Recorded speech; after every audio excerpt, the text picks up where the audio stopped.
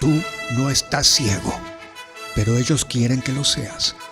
Tú no estás confundido ni jodido, pero ellos quieren que lo creas. Que vivas con miedo, enfermo, ignorante, es todo para los fascistas. Así es como te amansan, te anulan noche y día. Así es como esos maleantes tapiñan sus fechorías.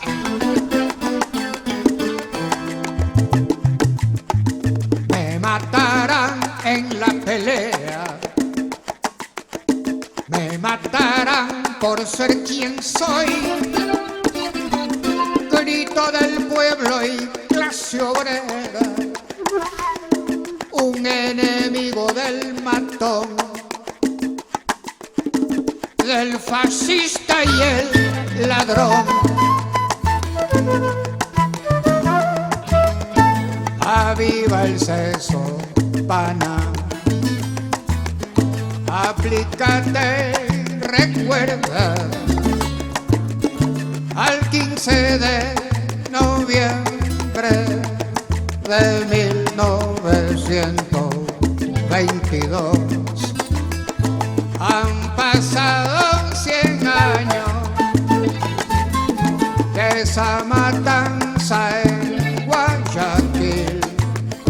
Parece que fue ayer, mi hermano, la historia vuelve y se vuelve a repetir. Me matarán en la pelea, me matarán por ser quien soy, grito del pueblo y clase obrera.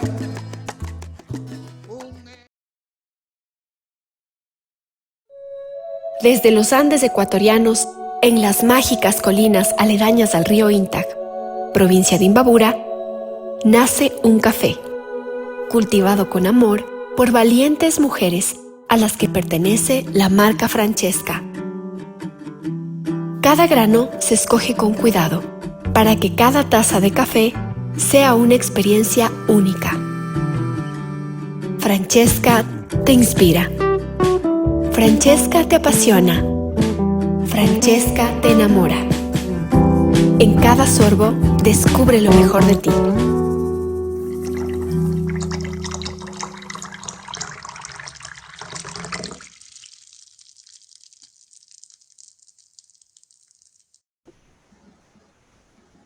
Bienvenidas compañeras, compañeros a esta nueva emisión de Hilando Fino. Tenemos esta vez el honor de contar con la presencia de la doctora Beatriz Vicio, profesora de Historia en la Universidad Federal de Río de Janeiro y una de las intelectuales fundadoras de una revista que marcó a una generación entera, Cuadernos del Tercer Mundo, una época que no había el Internet.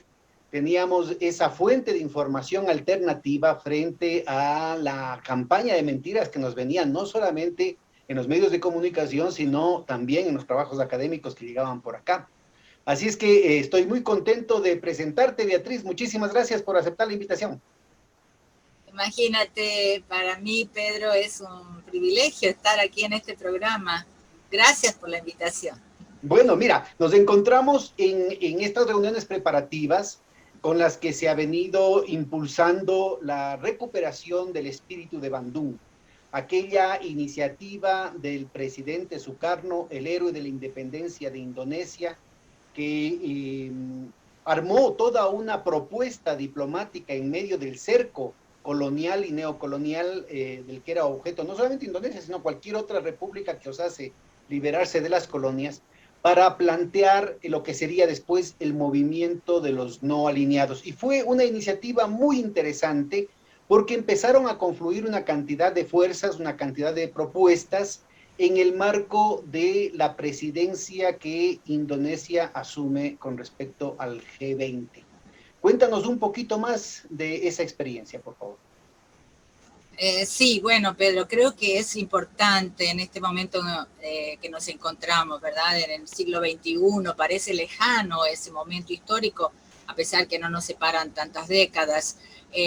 ¿Por qué es importante? Porque, bueno, en primer lugar, porque es interpretado el momento de Bandung, de la conferencia afroasiática que se realiza en 1955 en la ciudad de Indonesia, Bandung, es interpretado como el primer momento en la historia contemporánea en que ese conglomerado de países, de sociedades, digamos, porque ni siquiera todos eran países ya independientes, se reúne para hacer oír su voz, ¿no? En este sentido es como un antes y un después de la conferencia de Bandung y sus consecuencias, porque en un mundo en que los que tenían voz eran las metrópolis coloniales, y bueno, evidentemente estamos hablando de un siglo XX, o sea que también tenía voz un proyecto socialista, ¿verdad? Pero, digamos, existía, coexistía. Era esa polaridad en el marco de la Guerra Fría, ¿no? O estás conmigo o estás contra mí. Y lo que se levanta es la voz de los pueblos del tercer mundo diciendo, a mí no tienen por qué ponerme entre la espada y la pared. Nosotros queremos tener una voz propia. Y lo hace Sukarno, además, insisto, desde el aislamiento, con mucha nitidez, con mucha habilidad diplomática. Primero, Armando, como mencionabas, África y Asia. Y luego se extiende, y ahí viene la segunda parte de esta iniciativa, que sería Belgrado, Yugoslavia, con un Tito, con el socialismo de las cooperativas, en alternativa a lo que era el proyecto socialista soviético, ¿no? Exacto. Entonces, fíjate que estamos en un mundo, como tú mencionas, que la primacía de lo que aparecía en el escenario eran dos bloques, ¿verdad?, que se enfrentaban en posturas ideológicas y en modelos, ¿no?, en modelos societarios, ¿no?, y claro, también en una propia visión de cuál es el sentido de una sociedad, etcétera, pero donde se convivía con un mundo colonizado, silenciado, reprimido, silenciado, negado, sin voz, ¿verdad? Y en 1955, en una ciudad pequeñita, surge una conferencia que fue la más importante conferencia que se realiza fuera de aquella época, fuera del ámbito de las Naciones Unidas. Nunca tantos líderes y tantos países y tantas sociedades se habían reunido, salvo en el contexto de la ONU en Nueva York. Pero esta vez la convocaban y la presidían, y casi todos eran hombres de color, ¿no? De color, Hombres exactamente. y mujeres, porque ahí estaba la jovencísima Indira Gandhi, estaba la hija también del presidente Sukarno, que también llegó a la presidencia de Indonesia en algún momento. Es decir, es todo un hito por varias circunstancias, muy simbólico. Por varias. Y fíjate que no solo se da una reunión de esta índole de líderes de color, ¿verdad? Me hace recordar esto a una frase que yo uso mucho, más que una frase, un análisis que yo uso mucho del libro Las almas del pueblo negro de Du Bois, que escribe este afroamericano, ¿verdad? Primer doctor de afroamericano con PhD, con doctorado. De los Estados Unidos a principios del siglo XX, para nuestra audiencia. Exactamente, en 1906 o 9, ahora me falla un poquito la memoria exactamente el año que él escribe este libro, donde dice que el siglo XX estará marcado por la línea de color.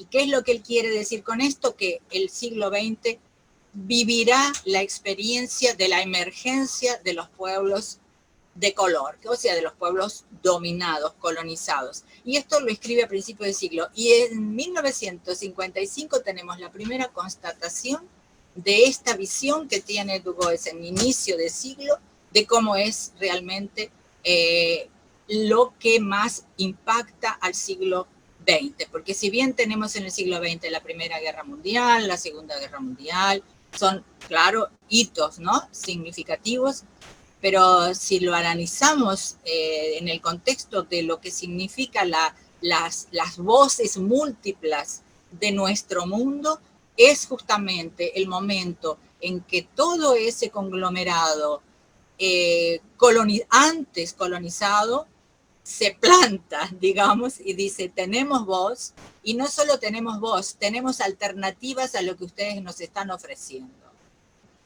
Y fíjate que tú mencionabas la audacia y la visión de Sukarno, el presidente de Indonesia, que es el anfitrión, digamos, de esta conferencia. Él plantea ya en aquel momento que hay que crear un mundo nuevo. Y ese mundo nuevo, the world anew, como es en su expresión, que él hace ese pronunciamiento en las Naciones Unidas, hablando en inglés, aunque que además se podría traducir al español no solamente como un mundo nuevo, sino un mundo de nuevo. De nuevo, o pasado a limpio, o algo así. Pasado ¿verdad? a limpio. Sí, y entre las cosas que él dice, que fíjate que qué importante esto, y a pesar de que lo seguimos admitiendo como que, bueno, es así, hay que resignarse. Él dice, no es posible que mantengamos la sede de las Naciones Unidas en la capital del imperio. O no la capital, digamos, la capital política, Nueva York, ¿no? Y él dice, una de las metas que tenemos que tener para pasar a limpio es sacar la sede de la ONU de Estados Unidos y bueno, claro, renovar la ONU. Qué apropiado, ¿no? En las actuales circunstancias, a cada momento, pues Fíjate. Los Estados Unidos ejercen de anfitrión matoncito, ¿no? Por favor, ¿no? Y no solo eso, sino que cuántas veces Estados Unidos se ha tomado el derecho, que no tiene, porque se supone que las Naciones Unidas son una especie de espacio extraterritorial, soberano, ¿verdad? En donde Estados Unidos supuestamente no tendría injerencia, pero ¿de qué forma Estados Unidos interfiere? Negando la visa a aquellos líderes que no quiere que puedan llegar a las Naciones Unidas y hacer un pronunciamiento, ¿no? Entonces, bueno, en fin, fíjate, mencionando entonces las propuestas, pero además, digamos, esto es porque me parece hoy en día muy interesante volver a tener esa audacia, ¿verdad? Como que nos hemos ido resignando a que, bueno, es así, y quién sabe, a gente, me sale portugués, tenemos que negociar y tenemos que ceder. Allí no había ese, digamos así, pudor de decir, bueno, no quiero ofender, no, se plantaban y decían, no queremos que haya bases militares en países nuestros. Que más general lo decían, no queremos que haya bases militares extranjeras en cualquier territorio fuera del propio país. El país que quiere tener unas bases militares perfectas dentro de su territorio, bueno, es soberano, pero que no nos vengan a meter bases militares en otros territorios. Énfasis en la diplomacia, y eso todos puntos, ¿verdad?, de los 10 famosos puntos de Bandung. Énfasis en la diplomacia y en la resolución de los conflictos en la mesa de negociaciones y no a través de la guerra. Rechazo a toda forma de racismo y de discriminación. Igualdad de las naciones, pequeñas o grandes. Y, bueno, autodeterminación y soberanía de los pueblos. Entonces, fíjate que es algo que, bueno, hoy tendríamos que agregarle algunas cuestiones. Por ejemplo, en aquel momento no era un tema desafiador el tema ambiental, ponle, ¿no? Entonces, bueno, hoy, si fuéramos a pensar en la vigencia del legado de Bandung, diríamos, sí, nos parece perfecto, pero le agregaríamos algunas demandas o algunas declaraciones que en aquel momento no eran temas que estaban en el tapete, ¿verdad? Pero dentro de lo que era la temática o los desafíos de su momento histórico, Bandung trae una carga de positividad, de decir, queremos que se nos escuche, pero que se nos escuche para que podamos transformar la realidad, ¿no? Y luego, esto es, digamos así, como el preámbulo de lo que tú mencionabas. Años después, 6 años después, en 1961, ahí ya en un contexto europeo en Belgrado, las semillitas que habían sido plantadas en Bandung florecen con la fundación del movimiento no alineado. ¿Y qué era esto?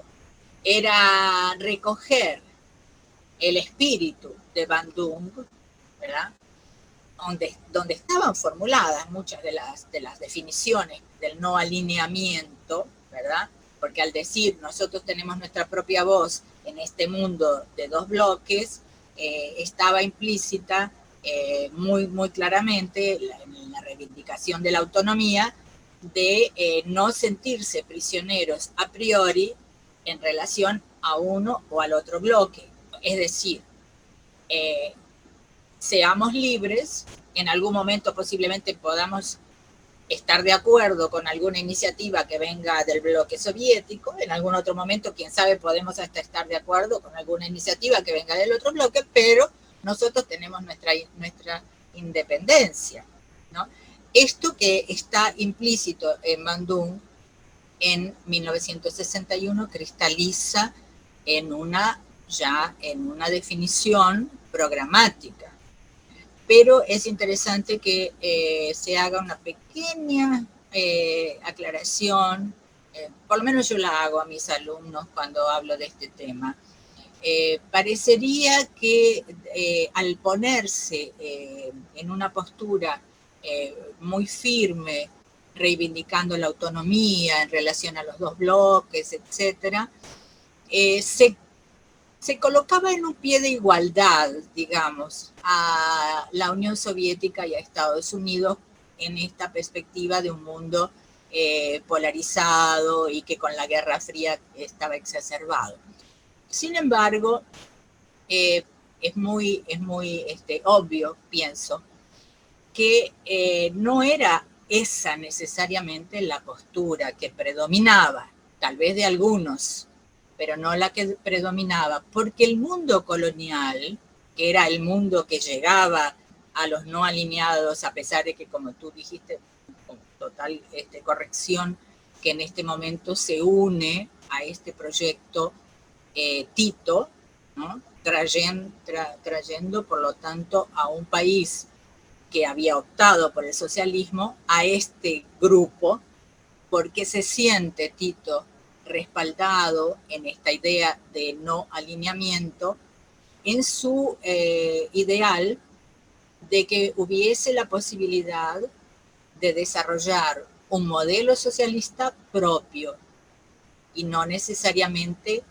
una reproducción, digamos así, de un modelo que resultaba, o en fin, era producto de las circunstancias históricas de la Unión Soviética, pero no necesariamente adecuado para cualquier lugar. Entonces, para concluir lo que yo quería decir de que no se consideraban estos dos bloques como equivalentes o igualitos los dos frente a la mirada... O la teoría de los dos demonios que después ha sido tan útiles para justificar las masacres y la violación de los derechos humanos por parte del imperio, ¿no? Sí. ¿Qué es lo que ellos decían o estaba en la discusión implícita? Bueno, de estos dos bloques, las señales que históricamente nos han llegado, no solo las señales, las políticas que hemos recibido, ¿no? Que hemos sufrido, no son iguales.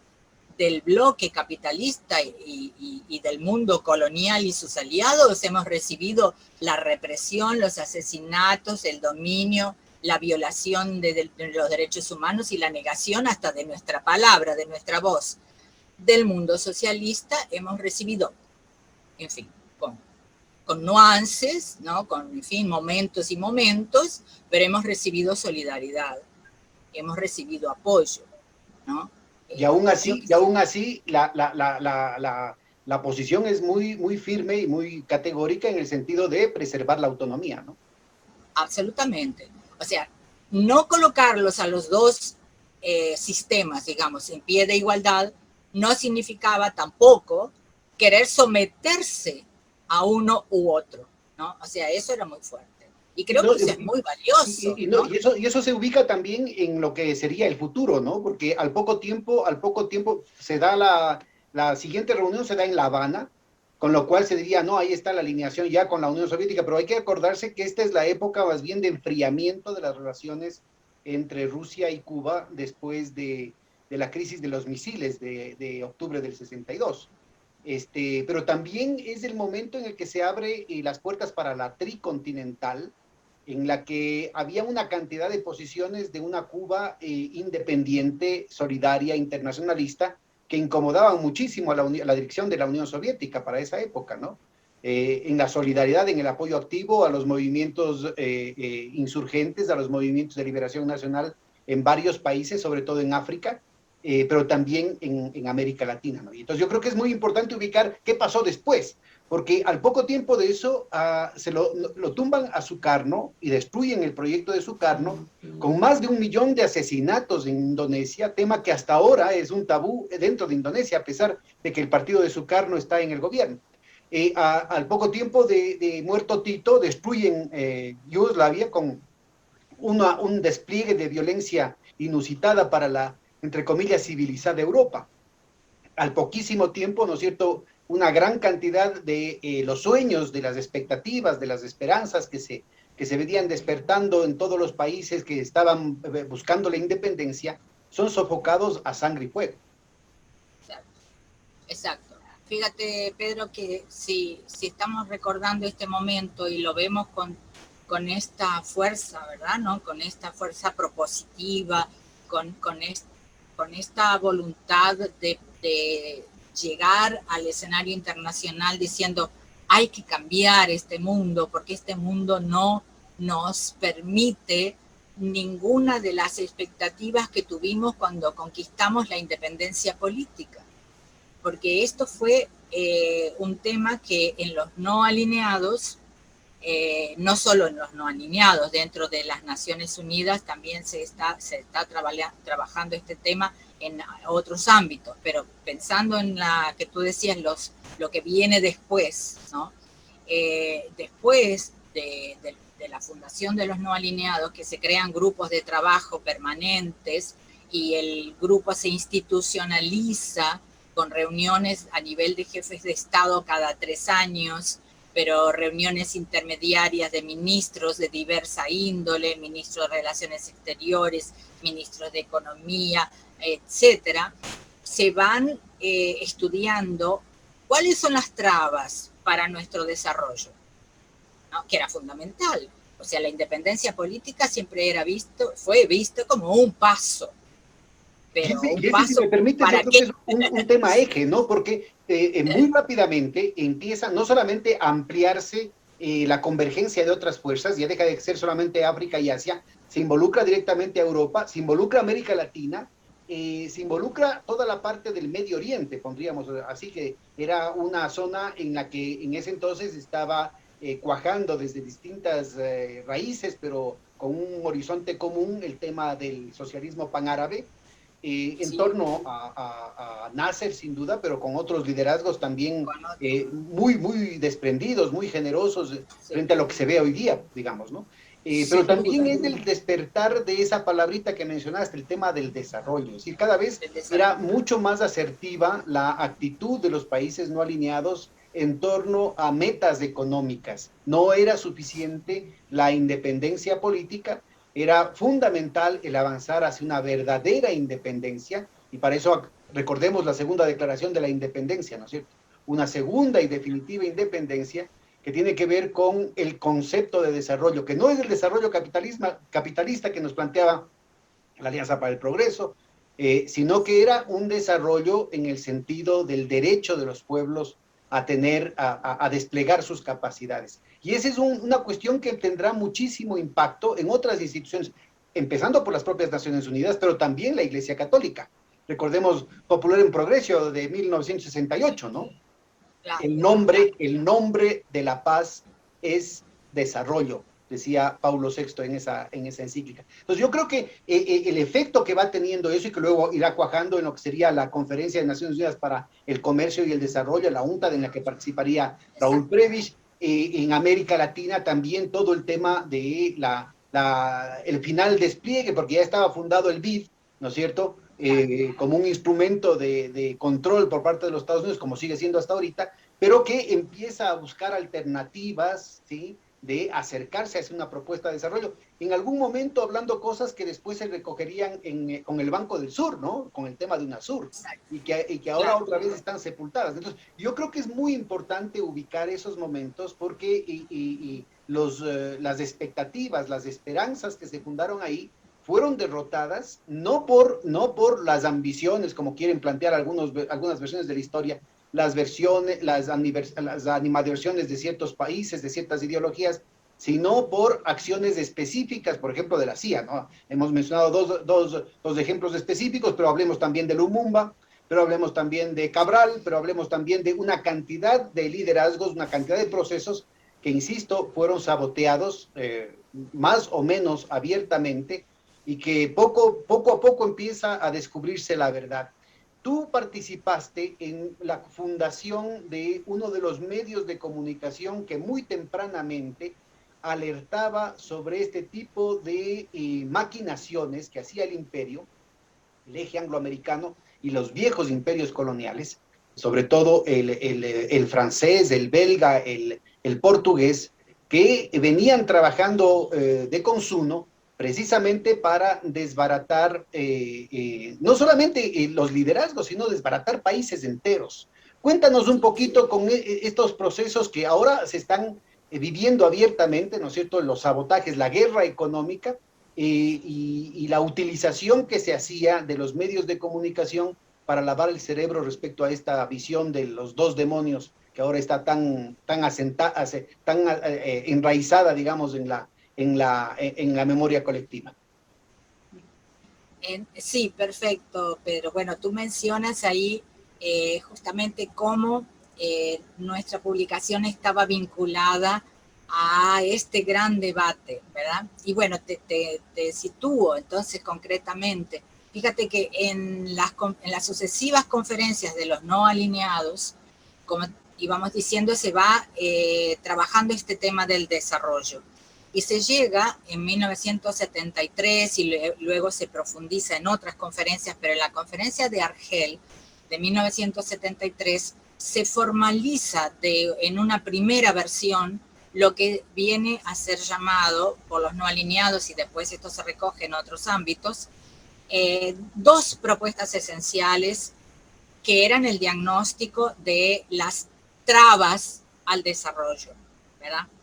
Una propuesta que era el nuevo orden económico internacional, ¿no? O sea, el entrave al desarrollo que viene por las reglas de juego del sistema, ¿no? Del sistema que prevalece, ¿no? El sistema en donde ahí hay finanzas, comercios, relaciones de intercambio variadas, precios de materias primas versus precios de productos industrializados. Bueno, y hay un lucha contra el deterioro de los términos de intercambio, que aquí fue desarrollado aquí en América Latina por la escuela estructuralista, Raúl Previs, luego por la teoría de la dependencia, luego por la teoría marxista de la dependencia, ¿no? La dependencia, perfecto. Y ahí el otro pie del entrave al desarrollo que lo analizan con extrema lucidez en el ámbito de los no alineados es los medios de comunicación.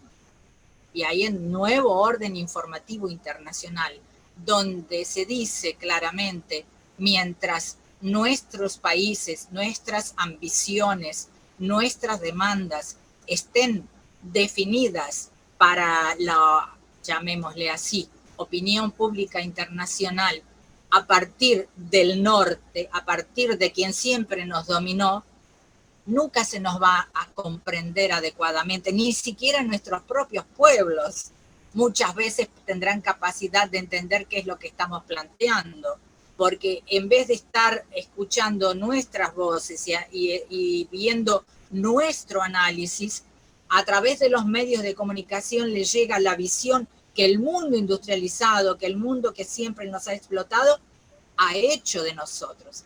Es como, por la fórmula así más popular, podemos decir, es como el gallinero que está cuidado por el zorro, ¿no? O sea, nosotros estamos en un gallinero donde el zorro nos dice quiénes somos, qué podemos hacer, qué no podemos hacer.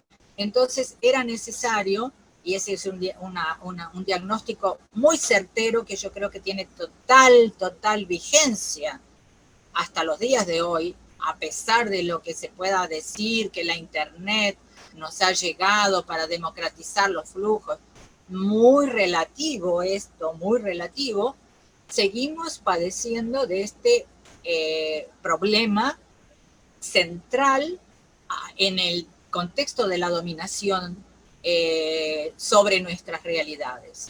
En realidad, si nos ponemos a ver las banderas que se levantaron desde 1955 en esos caminos, que además se siguieron ampliando en algún momento, tanto el nuevo orden económico internacional como el nuevo orden informativo internacional, que nacieron como una propuesta específica de los no alineados, llegó a triunfar diplomáticamente en el seno de Naciones Unidas en un lapso muy corto, en 4 o 5 años ya estaba entronizado, y hasta los Estados Unidos, Inglaterra, las potencias coloniales usufructuarias del viejo orden económico internacional, lastimosamente vigente hasta ahora, tuvieron que aceptar, ¿no es cierto?, la validez de esos argumentos. Pero es importantísimo además entender, ¿no es cierto?, algo que Frantz Fanon, un psiquiatra argelino, muerto muy joven, lograba ubicar para plantear responsabilidad. Decía, no solamente son los de afuera, sino también nosotros, pieles negras, máscaras blancas. El territorio más importante que controlan los imperios es el que está entre nuestras dos orejas. Exacto.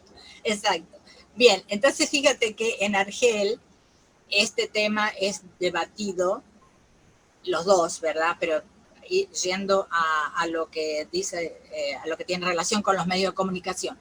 Y en Argel participa, cubriendo esta conferencia, Neiva Moreira, que era un político brasileño, había estado preso después del golpe de Estado, había tenido sus derechos casados, se dice en portugués, proscriptos, ¿verdad? Había sido un hombre con un protagonismo importantísimo en Brasil, había sido el secretario general del Frente Parlamentario Nacionalista que le daba soporte en el Congreso al presidente João Goulart, en fin. Y él en el exilio era periodista de profesión, a partir del periodismo había saltado, digamos así, a la vida política, y en el exilio él vuelve a ejercer el periodismo, que era su profesión, digamos, ¿no? Y bueno, en el exilio en varios países, finalmente en Uruguay, que es donde yo lo conozco, él fue mi marido, el padre de mi hija. Había una diferencia de edad grande entre nosotros, pero fue así fue muy interesante nuestra convivencia. Y bueno, él va a Argel, cubre Argel, incluso como esto en el contexto de una fórmula que se encuentra para que él pudiese salir de Uruguay en un momento en que en Uruguay ya se había dado el golpe de Estado y ya había una casa a los exilados con el propósito de los golpistas de volver a entregarlos a sus países de origen, en fin. Bueno, la cuestión es que en Argel, que era la Operación Cóndor. Fíjate, yo creo que todos estos elementos vale la pena subrayarlos para nuestra audiencia, porque son muy actuales, ¿no? Ahora también tenemos un plan Cóndor, ¿no es cierto? Ahora también tenemos que seguir luchando por un nuevo orden económico internacional. Ahora también tenemos que seguir luchando por un nuevo orden informativo internacional. Ahora tenemos que seguir luchando por la voz independiente más allá de las polarizaciones que nos quiere plantear el imperio. En fin, son todas banderas válidas. Toda esta historia es absolutamente actual y por eso es tan importante inclusive ir hasta la anécdota personal, Beatriz.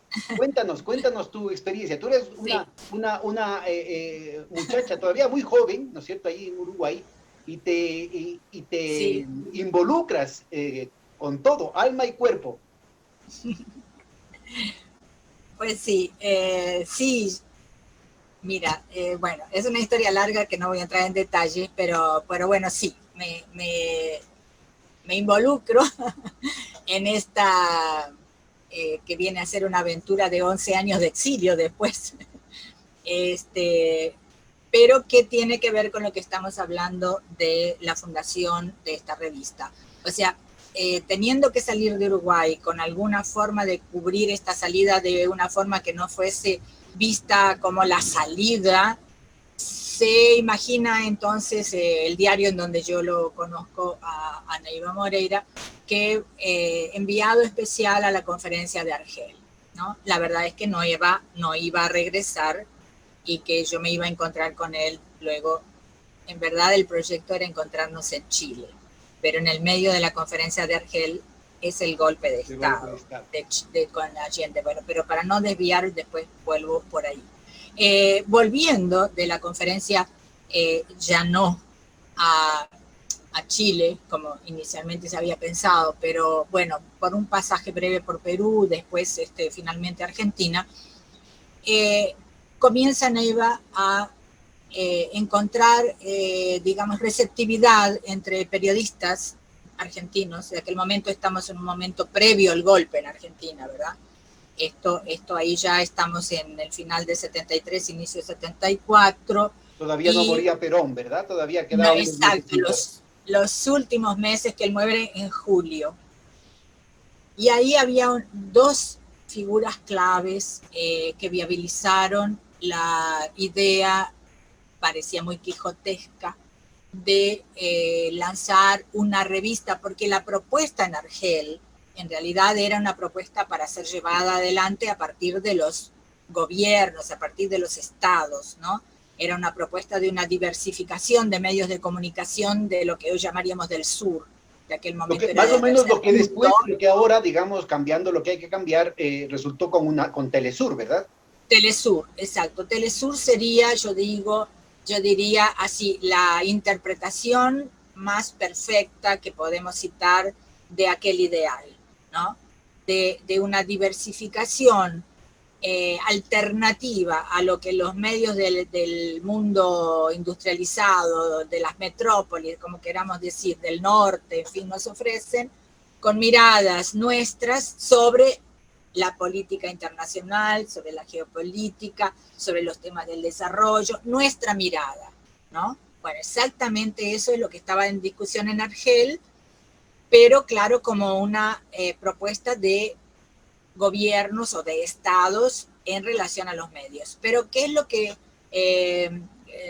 propiamente trae Neiva? Dice, bueno, no tenemos por qué esperar que los gobiernos sean los únicos que puedan contribuir para una democratización de los medios de comunicación. Nosotros periodistas podemos traer modestos aportes, pero bueno, no importa, estamos contribuyendo, ¿no? Aquella historia del colibrí que está en medio de un incendio en la selva, con un piquito chiquitito, con una gotita de agua, llevando agüita al incendio, y a algún pájaro, o sea, que más grande, le dice, pero qué bobo que eres, ¿qué estás haciendo con esa gotita? No va a ser. Y él dice, yo estoy haciendo mi parte, ¿no?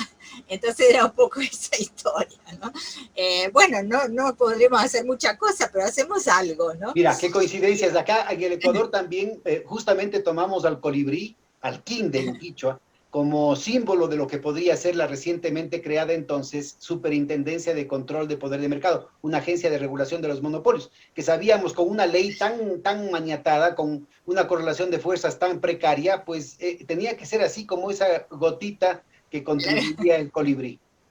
A mí me encanta esa idea, porque creo que nos incentiva a que no tengamos ningún pudor en hacer alguna cosita, pensando que esa alguna cosita puede servir, ¿no? Y que hace falta, ¿no? Que lo hagamos, que seamos así, que tengamos el coraje de decir, bueno, yo puedo hacer esto, lo voy a hacer. Bueno, y ahí entonces en Buenos Aires, como te contaba, había dos figuras humanas maravillosas. Bueno, había mucho más, pero digamos, de que tienen que ver con nuestro proyecto. Una era Pablo Piacentini. Pablo Piacentini era un periodista que había sido el portavoz del presidente Cámpora, por ejemplo. Había sido el cofundador de la agencia Interpress Service. IPS. Con Roberto. Por si ¿Y acaso, qué el es? presidente Cámpora es el presidente que gana las elecciones cuando Perón todavía estaba prohibido, hace la transición a la democracia, renuncia y arma las elecciones para que Perón pueda asumir el mando. Exacto. Gracias, Pedro, por esa explicación importante, ¿no?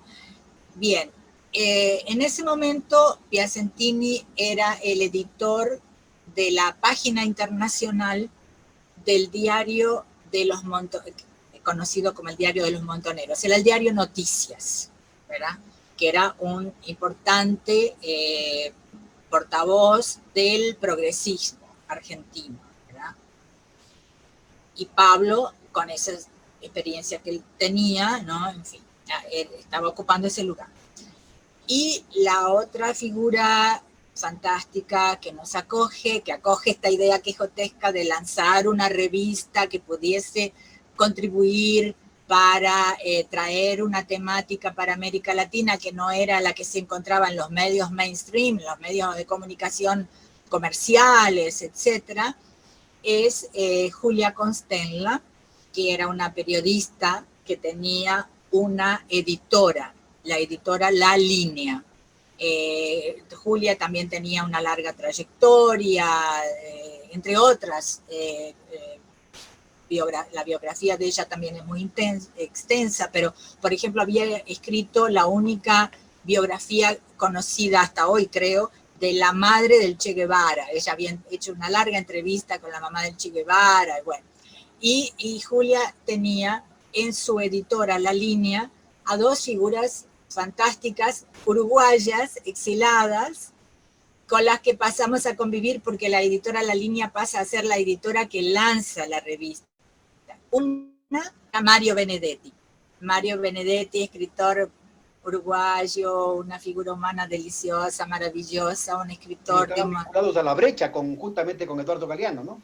Con Eduardo, sí, exactamente. Y bueno, y Benedetti, que tiene una obra maravillosa, poesía, novelas, ensayos, en fin, él dirigía en La Línea una, ¿cómo voy a decir? Una colección de libros que se llamaba Nuestra América. Y Galeano estaba en La Línea editando la revista Crisis, con Eric Nepomuceno, querido poeta brasileño, que hasta hoy es una importantísima figura en la cultura del Brasil. Y ahí entonces déjame, por favor, que ponga una nota al pie de página que debió haberle puesto hace un cuarto de hora, ¿no? Cuando hablabas, la mencionaste a la mamá del Che Guevara. Cuando hablaste del nuevo orden económico internacional y hablaste de desarrollo, me vino a la mente que muchos de los compañeros que nos están viendo se habrán puesto un poco ríspidos al oír hablar de la palabra desarrollo. Ahora en medios progresistas esa es una mala palabra. Pues yo les hago acuerdo que esa fue... Me voy a reír un poco, por favor, Pedro. Pero así es, mira, así es, sobre todo sectores de la izquierda postmoderna, sectores ecologistas, sectores feministas, no todos, obviamente, y en sectores de la izquierda marxista leninista, trotskistas, otros sectores postcapitalistas, pues han renunciado al tema del desarrollo. Yo simplemente quería hacer mención a que el médico Ernesto Che Guevara, y con esa crudeza de médico, justamente tiene uno de los diagnósticos tal vez más precisos en torno a lo que es el desarrollo, ¿no? Y es lo que configuraría dentro de estas tendencias internacionales en el marco de lo que hemos hablado, las teorías de la dependencia, el tema de los no alineados y en general el ascenso de la descolonización y la tricontinental. Él hace una serie de reflexiones fundamentales diciendo, miren, no podemos hablar de que nuestros países están en vías de desarrollo.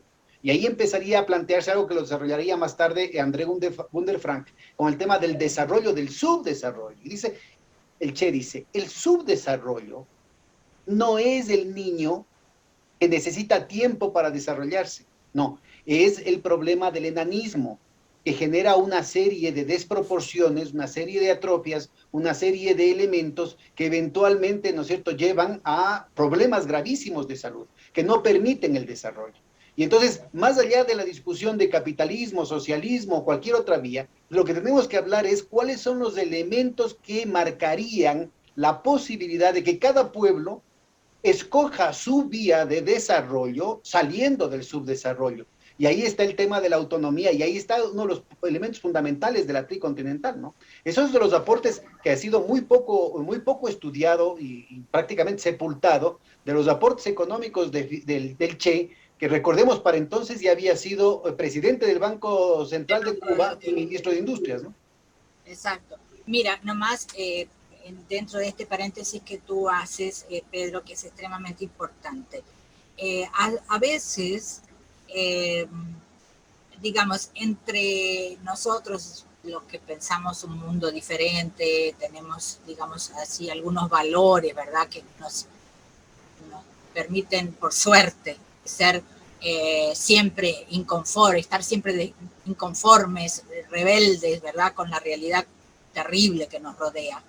A veces nos ponemos en desacuerdo porque usamos palabras que a cada uno nos suenan con contenidos diferentes. Yo creo, arriesgaría a decir, que no es que hoy estos grupos ecologistas o, en fin, de una izquierda, no sé cómo tú quieras llamarla, no aspiren a lo que nosotros dos en este momento estamos llamando de desarrollo. Perdón, nosotros dos más el Che. Más el Che. ¡Ay, qué privilegio! Mira tú. ¿Eso nomás? ¿Qué es nomás con el Che? ¿Por qué te digo esto? Porque en el contexto de lo que sabemos que es la lucha de los ecologistas, la lucha en general de los segmentos progresistas, está el horizonte de un mundo nuevo, buscando su camino, ¿no? Pero es como en la canción del Silvio Rodríguez, ¿no? Que todas las banderas, uniendo todas las banderas juntadas de manera que no haya soledad, no en la fragmentación al infinito, no en las vanidades y en buscar posiciones de ver por encima del hombro al resto, sino al contrario, en ir construyendo una correlación de fuerzas que permite el cambio, ¿no? Sí, sí. Yo creo que lo que nos afecta, y ahí quiero cerrar este paréntesis para volver a la revista y concluir lo que tú me pediste que hiciera de este... Pero este tema que tú suscitaste de si estamos o no estamos hablando de desarrollo, si es pertinente o no seguir pensando en estos temas, a veces lo que creo que nos falta, y esto es parte de la embestida que venimos sufriendo neoliberal, de la extrema derecha, de las fake news, etcétera. A veces lo que nos falta entre nosotros, entre los compañeros, entre los que estamos en el mismo lado de la historia, pienso, es tener un poquito más de paciencia para escucharnos. Y de generosidad, así es. Y de generosidad, y de flexibilidad, porque si tenemos paciencia de escucharnos, yo estoy convencida que vamos a entender que estamos diciendo lo mismo con palabras. Y vamos a acabar hablando de lo mismo, así es. Exacto, exacto. Entonces, esto nomás, Pedro, porque creo que lo que... Y ese también es un tema vinculado al tema de la información, ¿no? De nuevo, ¿cómo declaramos territorio liberado a este territorio que está entre nuestras dos orejas? Y no es solamente el tema que viene desde la información, sino también desde la formación. Yo creo que ahí hemos perdido la batalla en el campo académico y en el campo teórico en muchísimos flancos. Y uno de ellos es el tema que estamos conversando ahorita. Por eso yo creo que es muy pertinente el vincularlo y ubicar lo medular que fue dos grandes pilares en la lucha de los países no alineados, tremendamente heterogéneos, tremendamente heteróclitos, con alternativas económicas, ideológicas, culturales y religiosas totalmente diversas, ¿no es cierto? Y que sin embargo se pusieron de acuerdo en que esos dos pilares, el nuevo orden económico internacional y el nuevo orden informativo internacional, deben ser elementos fundamentales, metas inmediatas para los pueblos del mundo. Sí, sí, sí. Fíjate, volviendo a este paréntesis, pero con algo importante. Yo estuve conversando en el contexto también de un programa que grabamos con una colega que conocimos en Indonesia. con Carla Braga de Mozambique, ¿verdad? Y recogiendo sus impresiones de la conferencia, ella manifestaba que su principal asombro por un lado y éxtasis por otro era haber visto con qué vehemencia en Indonesia se mantiene sin ningún problema la capacidad de llamar a las cosas por su nombre, decía ella. O sea, si hay que hablar de imperialismo, hablar de imperialismo. Si hay que hablar de sistema capitalista, hablar de sistema capitalista. Si hay que decir que estamos por un sistema diferente, decir que estamos... y es interesante porque tiene mucho que ver con lo que tú no, y esto eso que menciona Carla, es importante ubicar que a pesar de que el esfuerzo que hicimos, digamos, en estas iniciativas en las que Darwis Tudori tuvo una propuesta fundamental, ¿no es cierto? Nos involucraba de manera muy modesta a nosotros, pero que allí donde estuvimos, 4 o 5 ciudades que visitamos, ¿no es cierto? Justamente se estaba creando un espíritu a veces con muchas discreciones, a veces con muchas cautelas, pero que de una u otra manera estuvo presente también en la cumbre del G20 que presidió Indonesia. Sí. A la final el tema de la polarización, el tema del conflicto, ¿no es cierto?, tuvo que ser subordinado a temas mucho más importantes que atiendan, ¿no es cierto?, una perspectiva estratégica de construcción de la paz. Sí, sí, el papel que tuvo el presidente de Indonesia en el G20 realmente tiene que ser reconocido porque las presiones que ha sufrido Indonesia, bueno, podemos imaginar, ¿no? Podemos imaginar. Por la falta de respeto, inclusive con que en general son tratados los jefes de Estado del sur, ¿no? Viene una planadora como que con aquella cosa, ustedes van a hacer esto y esto y esto y esto y esto, ¿no? Y él se planta y pone en la agenda temas que muchos querían poner abajo del tapete. Y ahí nos acordamos de Mar del Plata 2005 y un Néstor Kirchner diciéndole a Bush, aquí no nos vienes a patotear. Claro, ese espíritu estaba ahí, ¿no?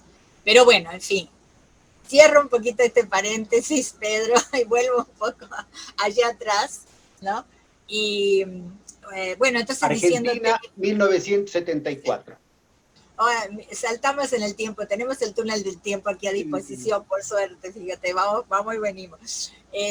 Ahí entonces, este grupo, ¿verdad? Pequeñito, pero bueno, con alma de Quijotes, se lanza, ¿no?, a una revista que inicialmente se llamó Tercer Mundo y que después, en fin, cuando tiene que ser refundada en México pasa a Cuadernos del Tercer Mundo, porque en México, cuando es segunda etapa, después del exilio de Buenos Aires, después del golpe, etcétera, había otra revista que se llamaba Tercer Mundo, aunque era académica y tiene que mudar el nombre, etcétera. Pero en Buenos Aires está el embrión de 9 ediciones de Tercer Mundo, que son editadas en el contexto de La Línea como editora, como casa editorial, ¿verdad?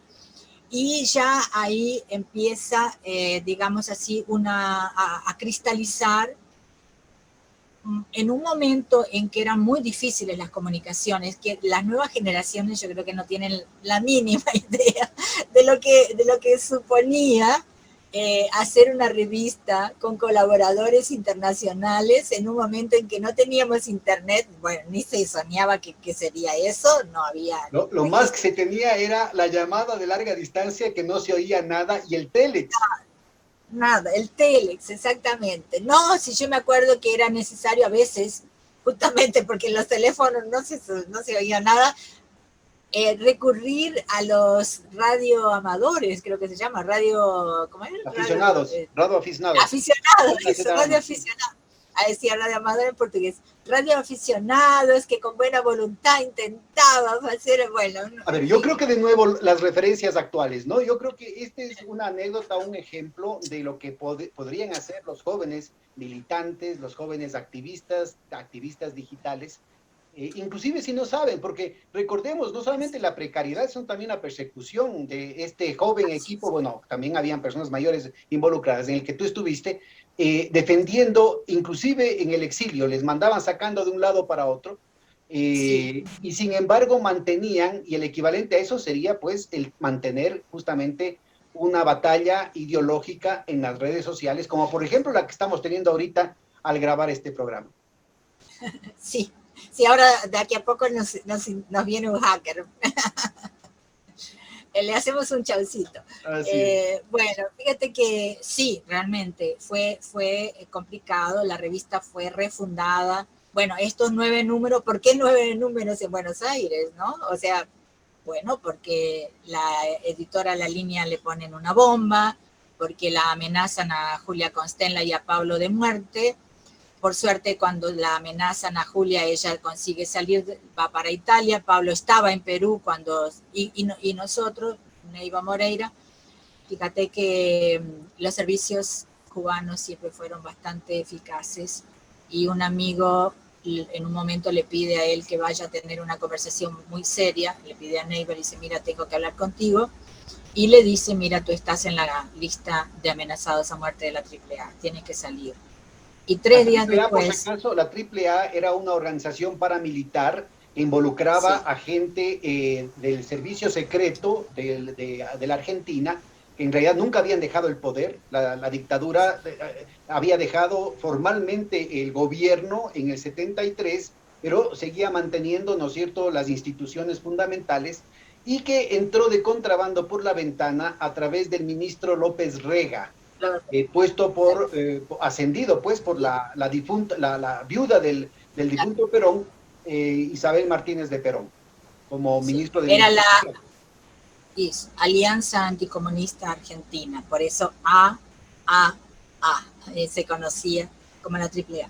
Bueno, en fin, entonces salimos de donde estábamos residiendo, pero aún así, cambiando de hoteles, a la tercera noche, en la madrugada, llegan 3 ninjas con ametralladoras, etcétera, diciendo, bueno, hay 24 horas para abandonar el país. En fin, entonces realmente el proyecto incomodaba, el exilio incomodaba, sabemos que en Argentina, bueno, nos da tiempo de entrar en la Embajada de Perú, etcétera, salimos para un interregno en Perú, después finalmente México, pero en ese contexto... Era el Perú de Velasco Alvarado también. De Velasco Alvarado, y de Velasco Alvarado, que fue una experiencia muy rica de nuestras vidas.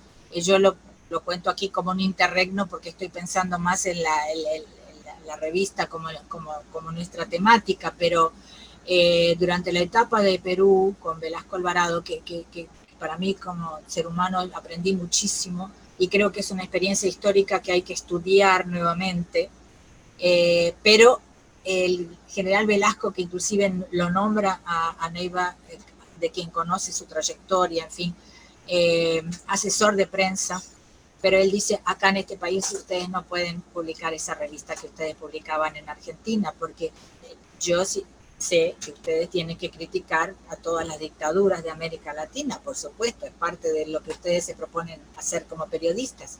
Pero resulta que esas dictaduras son las fronteras de Perú. Yo tengo frontera con Brasil, yo tengo frontera con Chile. ¿Cómo es que voy a hacer con una revista que no? Entonces, y aparentó también con la Bolivia de Banzer, ¿no? Entonces yo creo que es importante recordar que en el nombre de Velasco Alvarado también otros militares progresistas fieles a su pueblo, en Ecuador, Rodríguez Lara, en Bolivia, asesinado muy tempranamente. Juan José Torres. El general Prats de Chile, ¿no es cierto? Es decir, asesinado. Sereñi en Uruguay.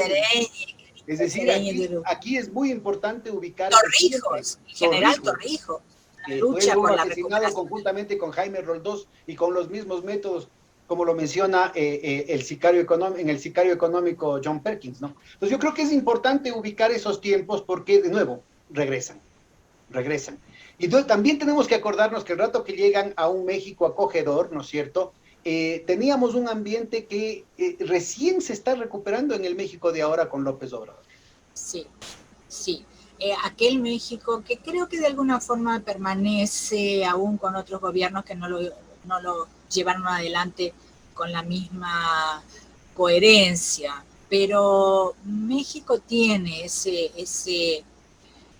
digamos, esa brújula que orienta su política externa hacia una solidaridad importante con los pueblos en general y claro con los pueblos latinoamericanos en particular, pero habían tenido ya los mexicanos una solidaridad muy, muy importante con los exilados ¿no? españoles, claro, de la República Española.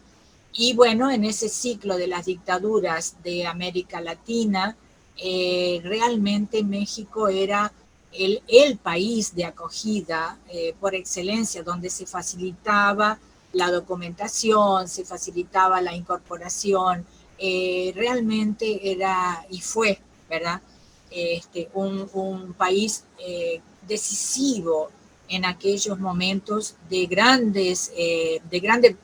violencia contra los segmentos progresistas en América del Sur y en América Central. En México, fíjate que, bueno, nosotros conseguimos refundar la revista en México. Ahí ya el grupo inicial, Pablo y Julia, están en Italia, entonces la colaboración con ellos ya es de otra índole.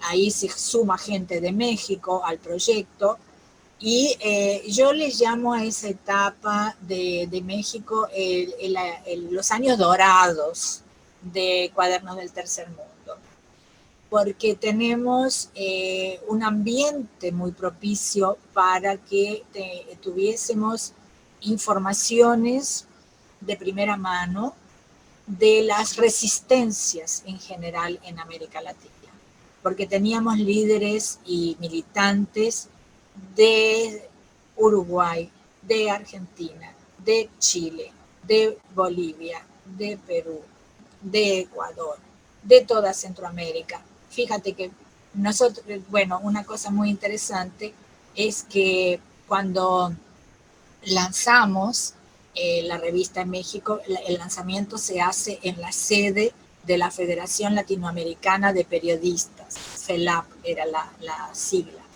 El presidente de la FELAP en aquel momento era un exilado peruano, Genaro Carnero Checa, un gran periodista peruano. Y como tú mencionas, estaban en México varios militares exilados, el general Leonidas Rodríguez, por ejemplo, el almirante de Lepiane, varios que habíamos conocido en nuestra etapa en Perú y que pasan a ser entrevistados o a colaborar con la revista. Estaba Rafael Roncagliolo, que después, ya años más recientes, fue ministro de Relaciones Exteriores del Perú y que en aquel momento era un periodista. En fin, había líderes de todas partes y teníamos entonces una agenda periodística maravillosa ahí. ¿Recuerdas los nombres además de los ecuatorianos que contactaste en ese periodo? Tú sabes que en este momento no me acuerdo, te confieso. Bueno, habían dos referentes académicos cruciales, bueno, sí, Bolívar Echeverría y Agustín Cuevas, sí, ¿no? Agustín Cuevas, ahí está, perfecto, sin duda. Pero además, tú me hiciste acordar de que nosotros mantuvimos con Ecuador una relación con el grupo de ALAI, con otras iniciativas que había en otros países que habían conseguido sobrevivir, que también habíamos establecido intercambios. Aquí habían dos revistas para esa época, progresistas, que hicieron época. La una es Siempre Junto al Pueblo, la otra es Nueva. Claro, exacto. Con Nueva nosotros teníamos un intercambio. Y bueno, siempre estuvimos muy próximos de Cuba, ¿no? Siempre una relación muy estrecha. Tuvimos siempre Prensa Latina. Con Prensa Latina, exactamente. Un intercambio con Prensa Latina, así como tuvimos, y fue importantísimo, el intercambio con Interpress Service, con IPS, a partir de Pablo y del propio Roberto Savio, ¿no? A quien pasamos a conocer a través de Pablo, en fin. Y se estrechan progresivamente los vínculos con Asia y con África, ¿no? O sea, aquella ida inicial de Neiva Moreira a Argel, donde él consigue establecer vínculos con varios movimientos de liberación y gobiernos, con el propio gobierno de Argelia, etc. Eso va en la época como yo digo, de estos años dorados de México, va floreciendo, haciendo con que la revista de hecho se transformase en un portavoz, ya no solo de las luchas de América Latina, sino de las luchas también africanas y asiáticas. Y dentro del mundo árabe desarrollamos con mucha consistencia un vínculo y una asociación con los palestinos, que fueron los que nos introdujeron al resto del mundo árabe progresista, ¿no? Y con Asia nosotros tuvimos varios colaboradores de primera línea, ¿no? Uno de ellos fue Wilfred Burchett, que lamentablemente él muere, en fin, porque ya era tenía bastantes años cuando lo conocemos y cuando él se encanta con el proyecto y quiere colaborar. Él había sido el periodista que había rechazado la invitación oficial él era australiano de nacionalidad, rechaza la invitación que él recibe del gobierno de Estados Unidos para ir a Japón a estar presente en el momento que el emperador japonés cuando el emperador japonés abdica y se rinde a los americanos después de la bomba, ¿no? Después de la bomba. Pero justamente Burchett rechaza esa invitación, pero va para Japón. Lo que pasa es que no va al lugar donde el emperador Hirohito estaba filmado, entregando los puntos, digamos, ¿no? O sea, rindiéndose. Él va para Hiroshima, porque Wilfred Burchett sabía que era una mentira rotunda que no hubiese ningún efecto de la radiación de la bomba. Y él quería fotografiar y quería hacer un reportaje sobre eso, denunciándolo. Bueno, esto es muy importante. Me parece que este episodio es importante subrayarlo, ¿no? Porque ahora, claro, se dice, todo el mundo sabe y los Estados Unidos no tienen ningún empacho en defender que ellos son los únicos que han utilizado la bomba atómica y toda esa cuestión. Pero en su momento también el monopolio de la prensa, del mundo libre, mintió, diciendo que no había afectación de civiles, que eso había sido una operación quirúrgica absolutamente necesaria, ¿no es cierto? Y finalmente tuvieron que admitir por precisamente periodistas como Burchett. Sí. No solo... Él fue a donde se lanzó la bomba, precisamente a reportar, ¿no es cierto?, la barbaridad que significaba en contra de civiles, en contra de niños, en contra de ancianas, y no solamente el momento del impacto de la bomba, sino por muchísimo tiempo posterior. Sin duda, sí, sin duda. Fue además de un coraje personal increíble.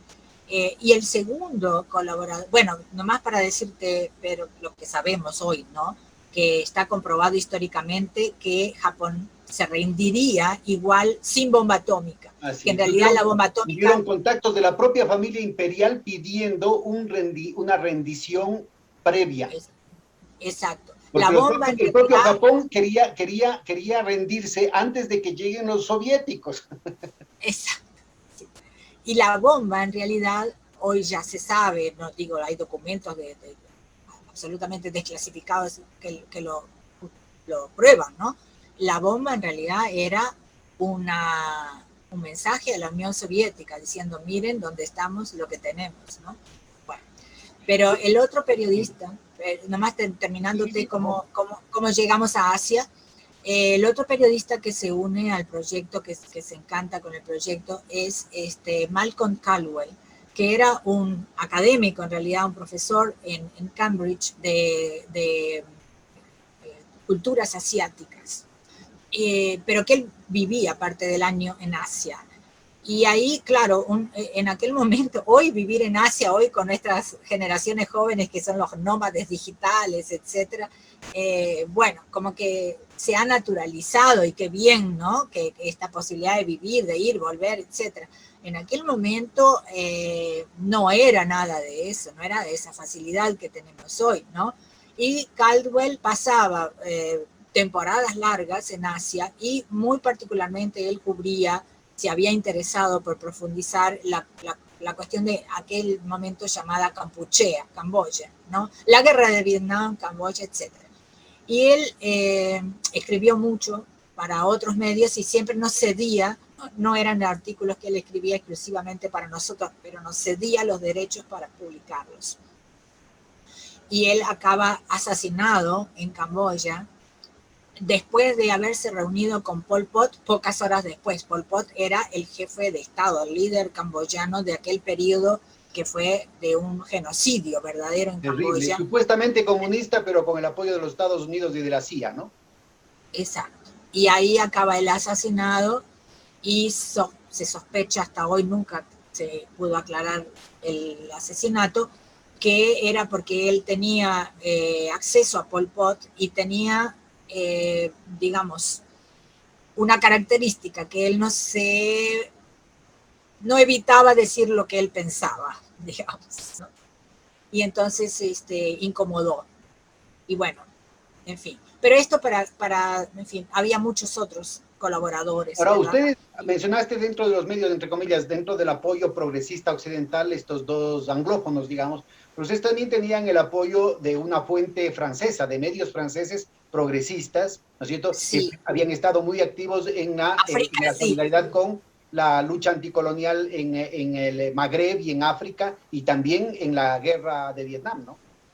Sí, África sí, era una revista editada en Francia, cuyo director, Simon Maley, era egipcio, radicado en Francia, y sí, nos tuvimos un gran intercambio con ellos también, fue importantísimo, inclusive porque no solo un intercambio de artículos, sino que muchas veces los periodistas de África sí nos introducían en determinados espacios en donde no teníamos nosotros vínculos y ellos nos introducían, sí. Y bueno, en función de esto surge una de las etapas más importantes de mi vida como ser humano, no solo como periodista, que fue las coberturas que me tocó hacer, el privilegio que tuve de hacer, aunque fueron muy dolorosas muchas de ellas, de estar en los últimos momentos de la guerra colonial en Angola, en Mozambique, cubrir la guerra del Líbano, la cuestión palestina en los territorios ocupados, etcétera, ¿no? Entonces, y esto, bueno, no era yo la única, sino que evidentemente que miembros del equipo, ¿no? Pero te cuento, en fin, lo que personalmente me tocó hacer. Ahora, a ti también te tocó, y de muy joven, te tocó entrevistar a grandes líderes mundiales, incluyendo a Fidel, ¿no? Sí. Cuéntanos, a ver, cuéntanos algunas anécdotas respecto a esas entrevistas. Bueno, sí, entrevisté a algunas figuras maravillosas, ¿no? O sea, estadistas de esos que nos hacen falta hoy, ¿verdad? Cuya estatura nos haría falta, ¿no? Bueno, Fidel, por supuesto, sin duda, ¿no? Fidel fue una entrevista que nosotros solicitamos a los cubanos desde, bueno, yo creo que desde siempre, ¿no? Pero por una cuestión de agenda de Fidel, a veces nuestra, en fin, pero sobre todo porque fue muy interesante. A Cuba y a Fidel personalmente le interesaba mucho más que nuestra revista pudiese mostrar, ¿verdad? Cubrir lo que Cuba hacía que publicar una entrevista con Fidel, ¿no? Entonces, con ellos, a partir de la experiencia que nosotros tuvimos con Neiva, que estaba yo con él en ese momento cuando hicimos la cobertura de la etapa final de la guerra en Angola. Hay que acordarse a propósito de lo que decías, para nuestra audiencia joven. Entre las cosas que Cuba hacía era enviar combatientes internacionalistas, ¿no es cierto?, a apoyar a los ejércitos de liberación en Angola, y apoyar a la lucha en contra del apartheid en Sudáfrica, con Mandela preso. Porque a veces se tiene, ¿no es cierto?, la idea de que los Estados Unidos son los que estuvieron todo el tiempo apoyando a Mandela. Al menos esa es la versión que nos llega de Hollywood. Mandela estuvo preso 27 años con el apoyo de los Estados Unidos y de Gran Bretaña al régimen del apartheid. Por supuesto. Fue justamente la intervención internacionalista de Cuba, una Cuba que nunca estuvo, digamos, exenta de dificultades, la que cambió la correlación de fuerzas de una manera fundamental para desencadenar lo que ahora se vive en África, ¿no? Sí, sí, exacto. Bueno, cuando nosotros estamos en Angola, en la víspera de la independencia, Angola, ya habíamos estado en Mozambique en la etapa final y en la independencia, lo cual yo a veces me río porque cuando yo le cuento a algún chico mozambicano joven o angolano que yo estuve en la independencia, me miran como diciendo, está aquí en Matusalén, ¿no? Y me siento un poco, ¿no? Digo, mi Dios. Sí, porque imagínate a alguien que te diga que tuvo la independencia de tu país. Estuve con Artigas, estuve con Simón Bolívar, ¿no? Bueno, yo les digo, estuve en la base central donde el presidente Zamora Machel trazó los últimos planes de guerra. Y entonces me miran como diciendo, de esta, o es una ET o que está en Formol. Tengo que ser. Oye, ¿y nuestra amiga Carla Braga también estuvo en esas épocas o ella asomó más tarde? Ella me contó que era una, entre la pubertad y la adolescencia, cuando la independencia, decía que es algunos años más joven, pero bueno, sí estuvo y sí lo recuerda. Y bueno, ¿y tú también conociste a Agostinho Neto en Angola? Sí, Agostinho Neto, sí, lo entrevisté. Cuéntanos. Varias veces, ¿no? Y además te digo más, Pedro, Agostinho Neto, maravillosa figura humana, líder del Movimiento Popular de Liberación de Angola, primer presidente de Angola, lamentablemente fallecido precozmente por un cáncer, ¿no? Falleció en Moscú pocos días después de terminada la conferencia de los no alineados en Habana en 1979, que ya no pudo ir. Agostinho Neto, después que nos conoce, que nosotros cubrimos la guerra, que estamos en los primeros momentos de la independencia de Angola, y te puedo contar algunos detalles de eso, nos convoca a Neiva y a mí para una conversación que transcurre en, bueno, primero, en pocos días después de la independencia, sabiendo él que nosotros íbamos a hacer una edición en español de la cobertura de la independencia, nos pide que hagamos un número pionero, un número único, en fin, en portugués. Y hay un número en portugués dedicado a la independencia de Angola. Claro, porque portugués era la lengua que ellos estaban optando por tomar como lengua oficial, porque había un debate entre todas las lenguas nacionales africanas, cuál sería la que podría ser la lengua oficial.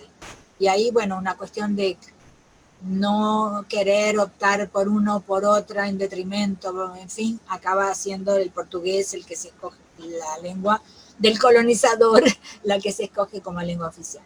Bueno, y después, eso fue entonces un número pionero en portugués, que sí sale, etcétera, pero después, en 1978, o sea, 3 años después de la independencia, él nos llama, nos convoca y nos dice, no conseguimos organizar los medios de comunicación adecuadamente, necesitamos que nuestros cuadros tengan información en portugués. Ellos estaban haciendo la radio de Angola, la TV de Angola, estaban con un esfuerzo fantástico para ir organizando los medios de comunicación angolanos, pero falta de cuadros.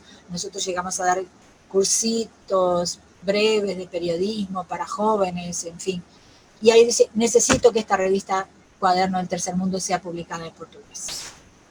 Yo quiero que ustedes, por favor, atiendan este pedido como un pedido prioritario. Y ahí te cuento una cosa que yo nunca conté, pero que creo que ahora con el tiempo que ha pasado se puede decir sin estar creando problemas. Él nos dice, van a ir ustedes a Portugal, a una dirección que es esta, los va a recibir una persona que no va a preguntar nada y ustedes también no van a preguntar nada, pero lo que él les va a dar, ustedes van a entender que les va a permitir lanzar la revista en portugués. Esa es una primicia. Muchas gracias, Beatriz. Es decir, ahí te tocó hacer también entonces como en las películas de agente secreto. Sí.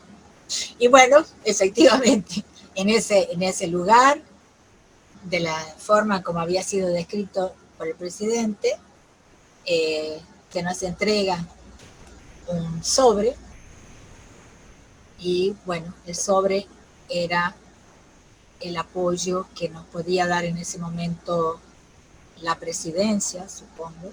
De todas maneras, debe haber sido bastante modesto, ¿no? Así es como se financiaba, sí. Así como se financiaba. Recordemos que no había un apoyo oficial sistemático de los países no alineados, ¿no? No. Pero, no, digo, todos nosotros, hacíamos una tarea hercúlea porque estábamos al mismo tiempo editando la revista, pero escribiendo para medios otros para poder vivir, porque lo que la revista eventualmente podía algún apoyo, no permitía pagar no estaban a tiempo completo, sino que lo hacían con los sueldos que tenían de periodistas en otros medios, ¿no? Y yo creo que además, y al mismo tiempo haciendo entrenamiento, es decir, capacitación para nuevos cuadros en la formación de medios de comunicación, por ejemplo, en Angola. ¿Cómo fue esa experiencia? Sí. Fue fantástica. Fíjate que años después me sucede una vez que acá, ya estando yo acá en Brasil, ya en otra etapa, en fin, recibo una carta, todavía carta, ¿no? O sea que de esto estará unos años, pero y viene de Angola y me escribe un chico y dice: yo actualmente estoy acá en el sur de Angola, estoy dirigiendo el diario tal, que es un diario regional y no sé qué, y yo fui uno de los que ustedes entrenaron en aquellos cursos. Bueno, yo también tengo que contar acá, ¿no es cierto?, en público, que cuando nosotros éramos muy muchachos aquí en Ecuador, nos peleábamos por conseguir las revistas los cuadernos del tercer mundo que llegaban acá, ¿no? Eran esos y las referencias que más tarde vendrían con un tiempo muy corto de la revista Qué Hacer del Perú, que nos abrían un poco la perspectiva respecto a las luchas a nivel internacional, no solamente en términos informativos, sino también en perspectivas teóricas muy, muy importantes, ¿no? Sí. Bueno, esa es una tarea que yo creo que esta entrevista que ya vamos a ir cerrando, ha sido muy, muy significativa, porque esta es una tarea pendiente, Beatriz. Yo creo que los gobiernos progresistas aquí sí tuvieron un gran vacío, ¿no? El no haber entendido la trascendencia de darle la importancia que se merece al tema el régimen informativo. Más aún ahora que tenemos, bueno, los fake news, la posverdad, Cambridge Analytica, la manipulación de las mentalidades con técnicas cada vez que se queda, en la que la ciencia ficción se ha quedado corta, ¿no es cierto? Y cuando hubieron iniciativas, por ejemplo, de leyes de comunicación en Argentina, en Ecuador, que no terminaron de cuajar precisamente porque las presiones a las que hacías referencia, por un lado, y por otro lado también la falta de objetividad de parte de las fuerzas progresistas no ubicaron la importancia de este tipo de esfuerzos, ¿no? Sí. Ojalá hubiéramos tenido ese tipo de entrenamientos y los hubiéramos multiplicado acá también en la época en la que teníamos gobiernos progresistas en toda América Latina. A ver si ahora, ¿no? Ahora la próxima leva. ¿Cómo ves la cosa tú en este campo del nuevo orden informativo internacional con gobiernos progresistas en toda América Latina, con triste excepción de Ecuador y Uruguay, nuestros dos países? Para serte sincera, creo que todavía no se ha comprendido cabalmente el tema de los medios de comunicación. O las presiones son desgarradoras. Sí, pero pienso yo que por más presiones desgarradoras, lo que se puede hacer, porque la presión fundamentalmente es para que no se toque lo que existe, ¿no? No, los medios, libertad de prensa, bla, bla, bla.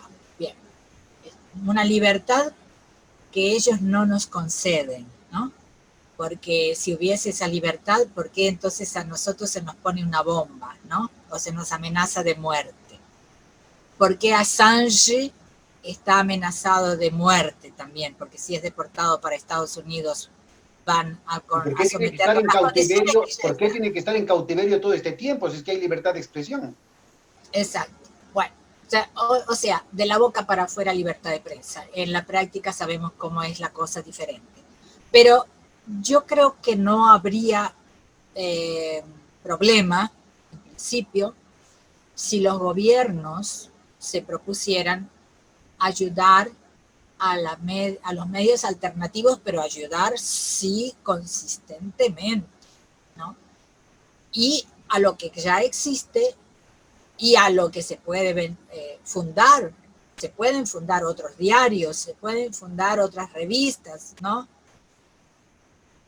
Y otros canales de televisión. Y Telesur puede, aquí fíjate tú, que durante todo el periodo del gobierno, de los gobiernos progresistas, no se le permitió a Telesur en Brasil reproducir sus programas. La señal no estaba autorizada, ¿verdad? Solamente podía ser vista por internet por los que se interesaban, pero nunca Bueno, hubo... pero acordémonos que tampoco los gobiernos progresistas participaron en lo que ahora se ve a ojos, de la manera más descarnada, como una urgencia, que es la creación de una moneda alternativa, una moneda común, una moneda unitaria para el continente, para luchar contra el monopolio mundial que tiene el dólar. Pero ahora Lula está diciendo de las primeras tareas justamente el recuperar esa moneda unitaria para América Latina. Yo creo que las lecciones fueron muy duras y por lo tanto, dice el dictado popular, a golpe se aprende, ¿no? Bueno... Ojalá también sea en el campo informativo, Beatriz. Ojalá, ojalá.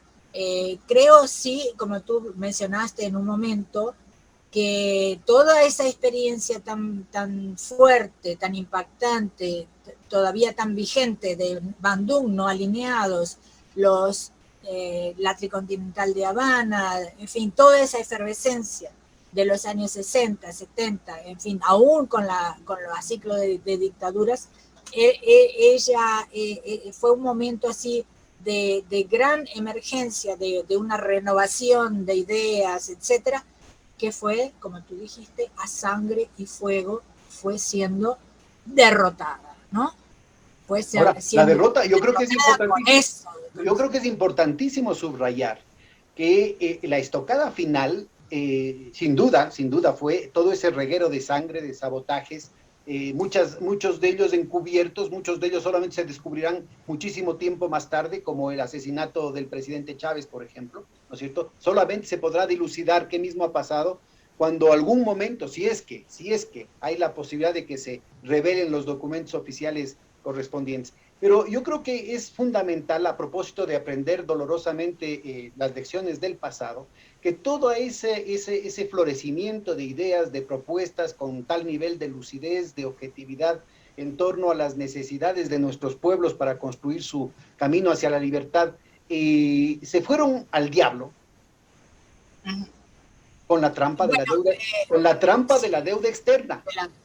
El nuevo orden económico internacional, el movimiento de los no alineados, inclusive las distintas versiones de socialismo, buena parte de las expectativas y las esperanzas que se tenían con los procesos de descolonización, quedaron absolutamente quebrados, no solamente por la desaparición de los liderazgos, por las manipulaciones, el divide y vencerás, en fin, no solamente por eso, sino porque al final, ¿no es cierto?, vino el candado de la deuda externa, y con eso se sepultó cualquier esperanza. Inclusive los líderes más honestos, inclusive aquellos partidos más fieles, digamos, al mandato popular, tuvieron que sucumbir al chantaje del Fondo Monetario Internacional, del Banco Mundial, de la banca internacional y de sus agentes locales, pieles negras con máscaras blancas. Yo creo que es fundamental subrayar eso porque nuevamente la historia se está repitiendo y estamos encaminándonos hacia una nueva trampa de la deuda, ahora a unas velocidades inusitadas. Es decir, están haciendo lo que entre el 79 y el 83 lograron armar, digamos, por parte el eje angloamericano. Ahora lo están haciendo en estos pocos meses, aprovechando la crisis de Ucrania. Yo creo que es indispensable estar alertas a eso, porque la trampa de la deuda externa, algunos economistas, inclusive progresistas, lo ven como un tema muy lejano, pero las tasas de interés están subiendo y hay un proceso ya no solamente para utilizar la trampa de la deuda como un elemento de transferencia brutal de recursos, de riqueza, de valor, de metabolismo desde el sur global hacia el norte, sino que incluso para domesticar a las propias metrópolis, ¿no? El caso de Europa es clarísimo. Sí, sin duda. Yo veo con optimismo, Pedro, de cualquier forma, este ciclo nuevo en el que estamos.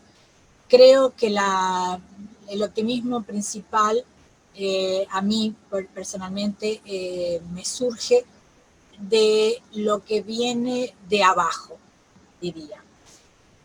De una efervescencia que todavía tal vez no está adecuadamente canalizada, porque todavía hay una cierta desconfianza, sobre todo en los más jóvenes, en relación a los partidos políticos, en relación a toda la institucionalidad, pero hay una efervescencia, hay un inconformismo, hay una energía creativa que se expresa en la música, que se expresa en el teatro, que se expresa mucho en el arte, como debe ser.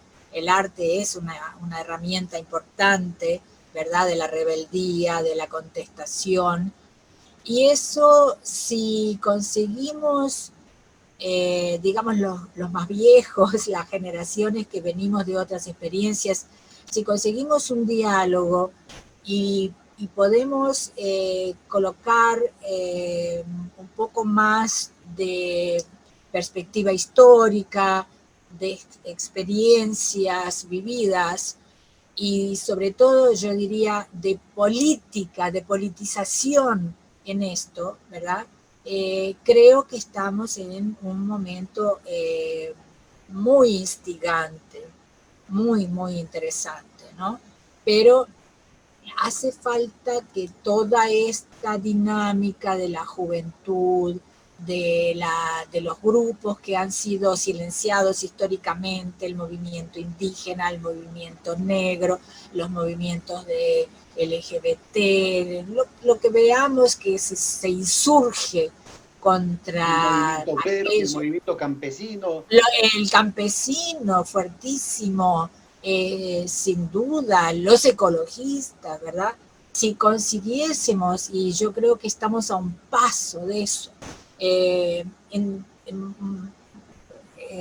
unir, ¿verdad? Demostrar que son todas esas rebeldías fruto de un mismo árbol, ¿verdad? Todas en el fondo encuentran algo que las aprisiona, que las frustra, que las machuca, que les impide de florecer, y es un sistema contra el cual tenemos que pelear, ¿no? Esto es lo que esta amálgama es lo que nos desafía en este momento, construir esta amálgama, esta unión entre lo que ya existe, entre lo que ya se está proponiendo y que se abra el cauce para que esto se exprese políticamente. Por eso yo soy relativamente optimista, no quiero tampoco extrapolar de lo que la realidad nos permite, ¿verdad?